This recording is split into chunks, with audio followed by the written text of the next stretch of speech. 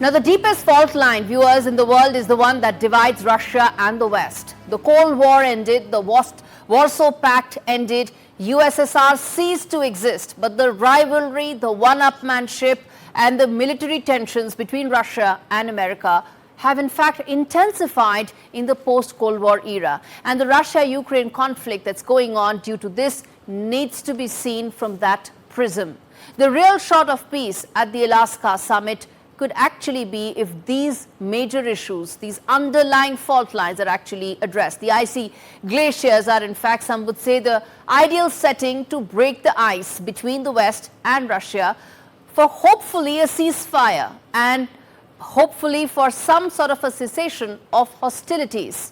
But many questions do linger. What happens to the war? What happens to the red lines that Vladimir Putin has identified about the gradual expansion of NATO? What about Zelensky's core demand, which is that his country should be given adequate security, those guarantees that Donald Trump has been absolutely clear that nations cannot expect America to continue to fund for them? What happens to all those questions? This show is going to try and decode some of that for you, viewers.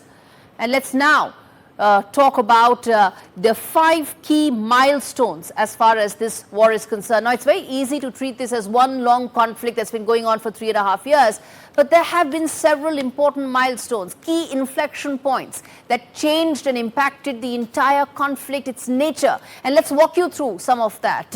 Let's put that out. What really were these important milestones as far as the conflict is concerned? The top 5 Russian battlefield milestones. The first and foremost, Mariupol falls after the brutal siege. This happened early on in the conflict. The force with which Russia came and the preparation with which it attacked Ukraine actually left many stunned, including entire NATO and Ukraine as well, which is why Mariupol falling was that key milestone. Next, in May 2025, when Kremlin took stock and control of Donetsk city, is another very important milestone in the war. Remember, Donetsk, Luhansk are regions that are central to Putin's game plan as to why he actually continues this war even now, and getting control of that city was extremely important. Let's now tell you some of the other aspects of the other milestones, which is that in May 2024,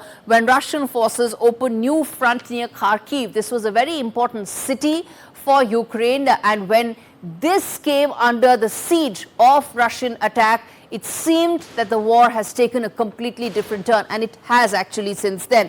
August 2025 is when this was actually completely encircled. Again, remember, now these are military wins which one cannot just see in the larger picture. Unless you decode them one by one, you cannot understand the scale at which Russian forces have made advances and continue to do so even now. And we're going to come to the Ukraine advances and wins as well. But first, lastly, I want to put out the last part, which is the 10-kilometer breakthrough that was achieved by Russia near the Pokrovsk region. Now, this tells you the big military gains that Russia has made, and some of them are very recent. So remember, Vladimir Putin is actually walking into the Alaska summit with several of these wins under his belt. Let's now quickly walk you through some of the milestones as far as Ukraine are concerned. They've really actually upped the ante in terms of their resistance, the force with which they've actually responded to Russian assault, and some of those have left Russian forces and Putin himself surprised. First and foremost, Kiev withstands the Russian blitz early on. This was right at the beginning, 1 month into the conflict.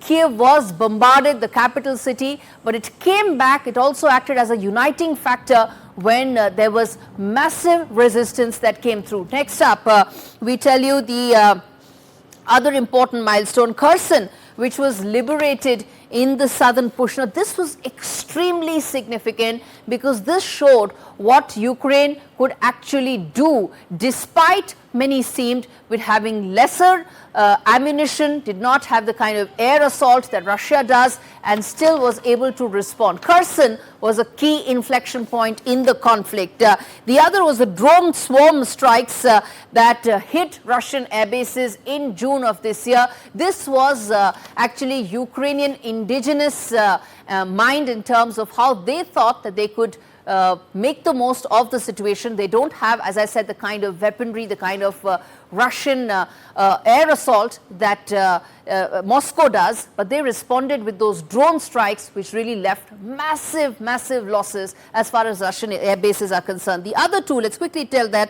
which is the surprise assault that took place inside the Russian stronghold of Kursk region last year.